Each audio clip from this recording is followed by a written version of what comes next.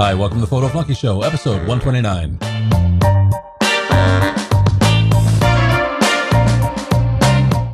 Today we're going to be talking about what happens when disaster strikes, because it just happened to me.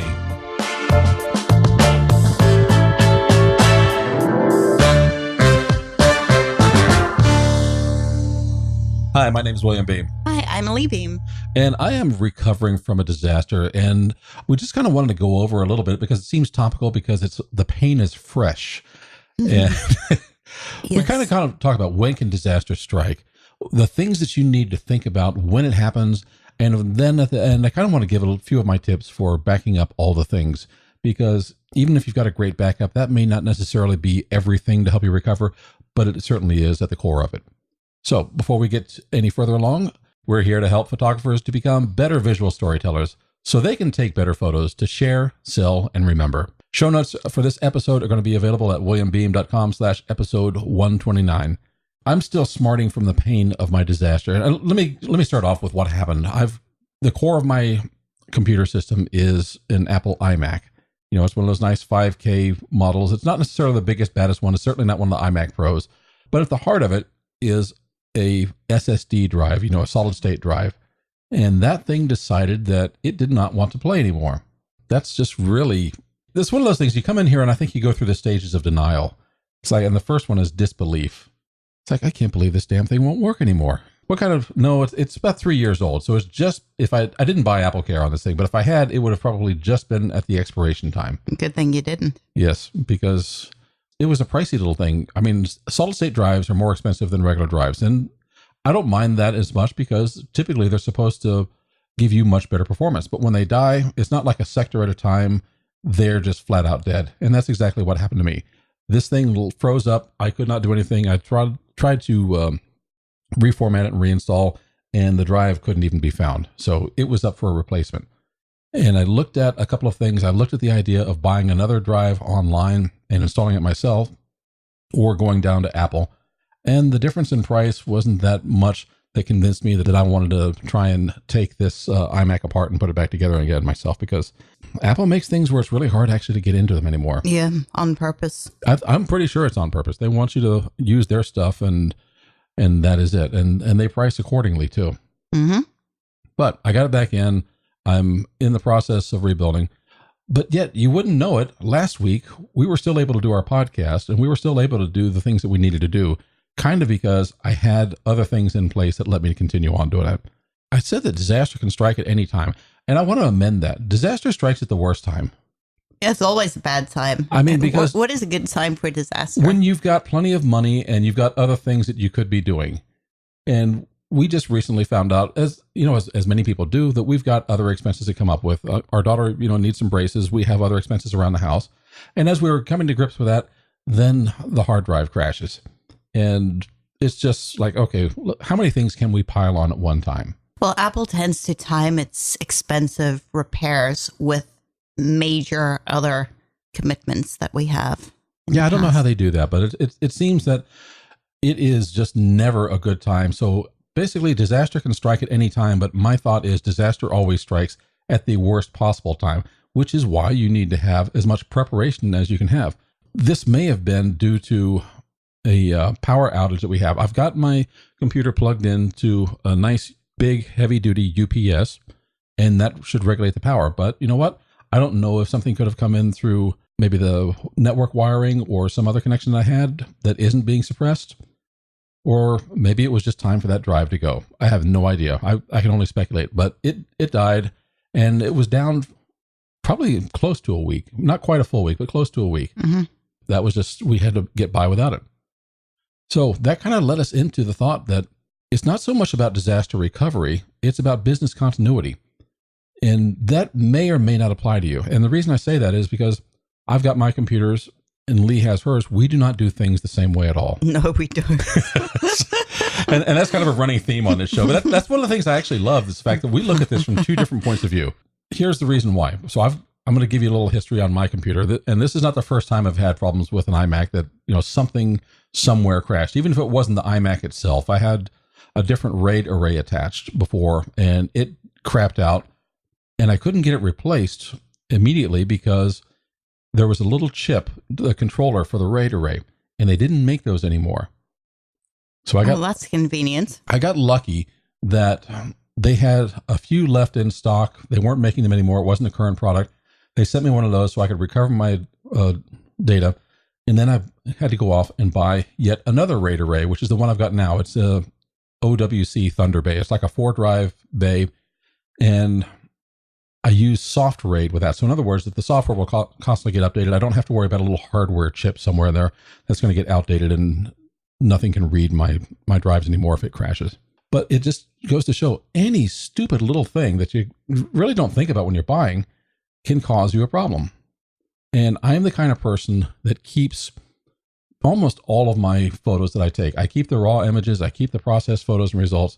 Lee, you do things very, very differently. Yeah, William doesn't get rid of anything. I mean, anything ever. If you could see my office, you'd know she was really constraining. Everything. He even keeps the envelopes from the junk mail. You never know.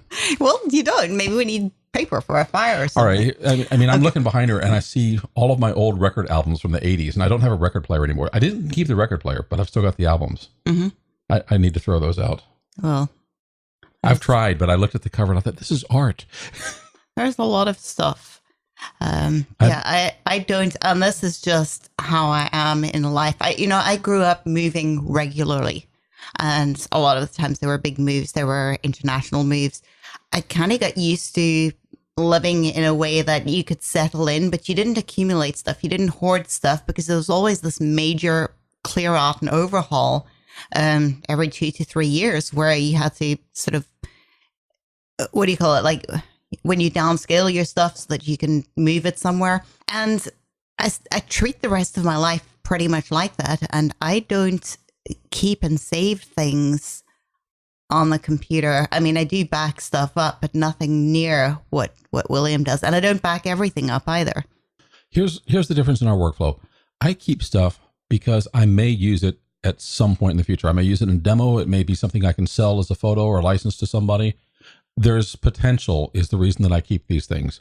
And that's what caused me to invest in more and more hardware for storage and also for backup plans. So I've got, for example, the internal drive just runs the operating system and the applications, but my profile and all my data is on this RAID array, which in turn gets backed up to another drive that has 2 drives mirrored inside of it. And then also uploaded, I use CrashPlan, and it gets uploaded to CrashPlan so that you can recover something from the internet just in case everything really gets bonked. So if the house goes up on fire, I could collect my insurance, we move to a new house, get new hardware, and I can download all my photos again. Yeah, but if you're listening and any of this stuff is going way over your head, don't feel bad. For me, it's just like paper jets overhead with most of the, I have no clue what you're talking about. I have boxes on my desk, and the boxes have hard drives in them, and there are pictures on the hard drives. That's all I need to know. and the pictures in one box go to another box, and then they go up to the internet. Okay. And I can get those pictures back just in case something bad ever happens to one of the boxes. All right. There's no nonstop flights for them. No, nothing like that. All right. Now, I do that because I put value on potential of things that may happen. And some of the photos that I never thought I would sell ended up giving, earning some money. But Lee, your workflow is nothing like that. No, it's not. I keep what I like in the moment. You don't keep your raw files. Basically, Nope. What happens is you take your photos, you choose which one you like, you process those, and then once you're done with that, you save those someplace. Yes, and I back those up. Because, if I've got 500 photos on my memory card, when I pull it out of the camera, I put it into the computer, I'm already sifting, and there might be a series of photos when, I knew those didn't work, and I carried on shooting. I'm not even going to import all the stuff that I know I'm not going to use. And then from there, I sift down further. Basically, the ones that I process are the ones that I've chosen, which means that I like them and I'm happy with them, or at least reasonably happy.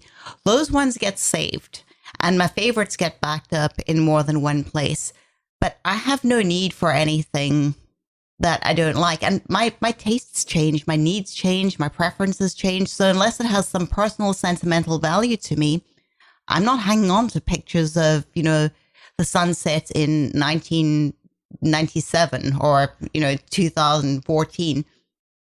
It just, if it didn't have meaning to me and didn't make the cut for processing and backup, I don't need those raw files. And in exchange, that means she's saved a lot of money not buying all the boxes and services that I just talked about. Which means I get to buy shoes instead. She has a plethora of shoes. I have many shoes. She has many shoes. Most of her shoes are for running. They're almost all for running. Well, that's all she does is she runs. Anyways, yeah. I don't want to get too far off track, but really, before we start talking about what makes a good backup and business continuity versus disaster recovery, think about where you are with your photography. If you're like me and you need to hold on to these raw images and other things, then maybe you do want to spend the money on external RAID arrays and backup drives and cloud services. If you're like Lee and you're doing this for fun and you're doing this in the moment, once you've made your decision, and then what do? I think you save it to Flickr. And I haven't done it in a while, but I'm talking about probably a month, but I don't have anything I'm not going to be gutted if anything in between disappears. It's, it's kind of, that sucks, but I'll get over it and forget about it in a few weeks. And basically that's how I decide, if it's not that important to me, then I'm going to get over it. It's not a business thing. I'm not going to invest. I put it onto my external hard drive, but that's it. So it really comes down to what is the value of the data to be protected? Well, it's important to me, but it's not going to break me if it disappears. It will disappoint me. It might upset me.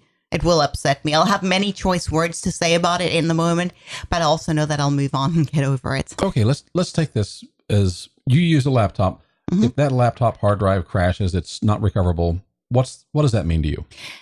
It's annoying. I've got stuff on there that is not backed up on the hard drive. But if it's not backed up on the hard drive, quite honestly, it's not that important that it's going to be life-changing. And when I get ticked off about it, it's my own fault. So I kind of know already when I'm not backing something up with any sense of urgency that I'm taking a risk. And if I'm willing to do that, I guess that kind of gives me a bit of a reading as to how important it is to me. So yeah, I'm not going to pretend I wouldn't be upset about it and very irritated and have much to say. But I also know that a few weeks later, it's over. You move on. Life continues. All right. Now, on the opposite side of that, look at me. I've spent the money on the iMac and the hard drives and the CrashPlan service, which if you're interested in, I use CrashPlan and you can find at williambeam.com/CrashPlan. That is an affiliate link. And if you take a look at that, you'll get a little bit of a demo period to try it before you buy. On top of that, I also have a MacBook Pro laptop, and that is what kept me going while this thing was out for a week. Mm-hmm. It wasn't just a matter that I had a backup that I could recover a week later because I'm out of service. That was my disaster recovery, was having the backup. Business continuity meant that I still had to have access to my data and another system that would keep it moving. So you start adding up the cost of a laptop and an iMac and all these drives and services, and that's quite an investment just to make sure that you can keep on producing. Yeah, I understand that. See, a lot of the stuff that my work-wise stuff is almost all online. I can access that through logging in for work in one of many places for various services. But I guess, yeah, it doesn't affect my income. It doesn't affect my ability to pay bills. This for me is purely personal. And don't get me wrong, personal, like losing your personal stuff can be a lot more devastating than losing stuff for work that affects your work. You get fired, but you don't get your photos back. I'm going to struggle to choose between that. Do I lose my job or do I lose all my family photos? I'm going to keep the photos and be unemployed for a little bit. So I'm not saying that one is more important to the other, but I think it's just good to be aware of where the value is for you. There are other methods besides what I've done with these drives if you want to make sure that you've got a service that protects your photos. For example, SmugMug, again, that's another affiliate link that I have is williambeam.com/SmugMug, but they will store your photos at the highest resolution that you have. You can have your raw file stored there. So that way, as you're processing, you can go ahead and upload to your SmugMug account and they're safe. You don't necessarily have to have all of the stuff that I've bought here locally. The difference is if I have a crash locally, it's faster to restore locally rather than try and download. But if you're looking for onesie, twosie kind of things to pull down from SmugMug, let's say maybe you've got an entire photo shoot you need to pull down. That's not so bad. But I've got tens of thousands of photographs here, and uploading that to the internet took a long time. It'll come down a bit faster than I uploaded it, but I feel safe that I've got this service that will help me restore not only my photographs, but all my other data and applications and so forth. Yeah, for sure. So like I said, I place value on that information, and that's why I pay for those services. But there are definitely alternatives. So as Lee said, Flickr can handle some very large photos. SmugMug can handle your raw files, and CrashPlan can handle, well, pretty much anything that you throw at it. Yeah. But what really makes a good backup in my mind is, one is your data, and that's where that little, I've got an article that I want to refer you to, and it'll be in the show notes. It's williambeam.com/photo-backup-plan. And if you look at that, it'll kind of lay out what I've done and how I've put it together. It's a little bit more than we want to go to on the show. But what I'm looking for is a local copy of my data that I work from, a local storage place of my data, and then something offsite. I used to actually shuttle things back and forth between, when I worked as an IT director, I would have drives there. So I would shuffle things back and forth. So that way something was offsite. Now CrashPlan is taking care of my offsite storage. But you want to be able to have something offsite just in case something happens to the place that you're at. But I know a lot of guys that simply work off of a laptop, whether it's a Windows or a MacBook, and they might have a little portable hard drive, and that's it. Yeah. And it seems like a lot can go wrong with that. Also, just like something else I thought about, and you've got really big files, like you're talking about raw files, but even your processed files that you're saving in full resolution are really large files, a lot bigger than mine with the DSLR. And I am also, the photos that I'm taking right now are primarily with my iPhone. These are small files. These are like 2 megabytes, I think. Well, not only that, but you've got them with iCloud. They're just uploading automatically. They're in there as well. And also I've got them in Lightroom Mobile, which is the ones that I process. I just, do that because I just do a very quick light touch. But those things have been uploaded there into a specific folder on the phone. That's what I work from. So I've got them in other places. I actually didn't even think about that, but that's kind of helpful. You've got to limit your storage that comes with whatever the Lightroom thing is that comes on the mobile phone that they keep changing the name of it. Lightroom CC these days. Whatever. Yeah, that's the one on the little, on the phone or the iPad. That's where the stuff kind of sits, and I can call that up when I'm logged in on the computer as well. But if I had bigger files, I would have to invest in something larger. And things may change if I start using the DSLR more again, and I would possibly have to reconsider. Pretty much you're using your DSLR now for like your product shots. Yeah.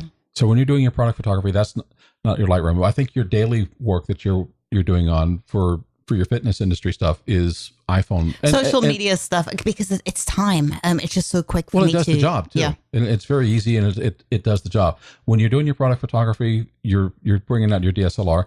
And I'm so proud of you that you're actually using the off-camera flash now. Yes, I need some more help with it though again. That's okay. There's stuff to do. It's a journey. We'll teach you. We'll have you bouncing light all over the place. Yeah, it's just I hadn't used it for a while. This is also what happens when you haven't used it for a while. You forget stuff. Very true. I mentioned my backup plan, and really what I'm looking at is, like I said, local backup and offsite backup. And that kind of protects you from things, but it doesn't keep you going in case something happens with your hardware. And that is why I've got the laptop as well. And quite honestly, it's a lot to invest in 2 computers just to make sure you can keep going. But if you're in some kind of a business model where it's important to you, then I think that's what you've got to do. Mm-hmm. But if you're doing something else for personal, and it doesn't matter if you're out of commission for a week or so, I would not spend the extra money on this unless it was just something that you wanted to do. Yeah.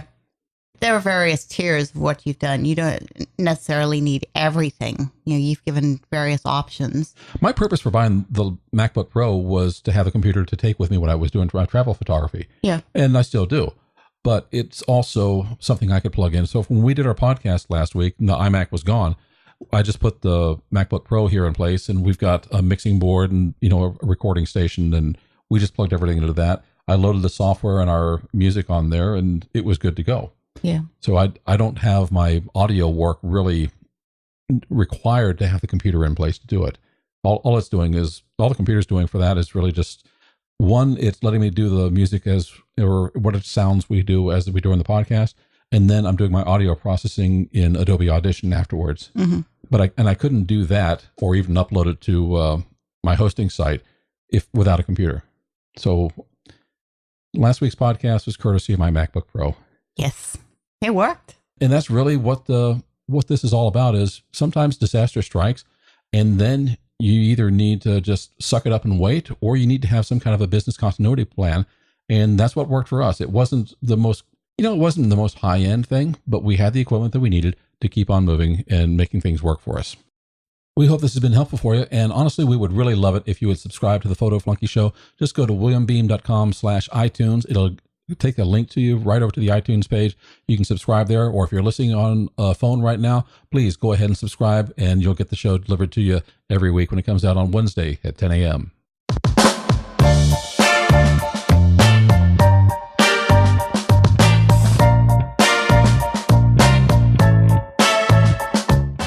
Thank you so much for listening to the Photo Flunky Show. Again, this was episode 129, so show notes are going to be available at williambeem.com/episode 129.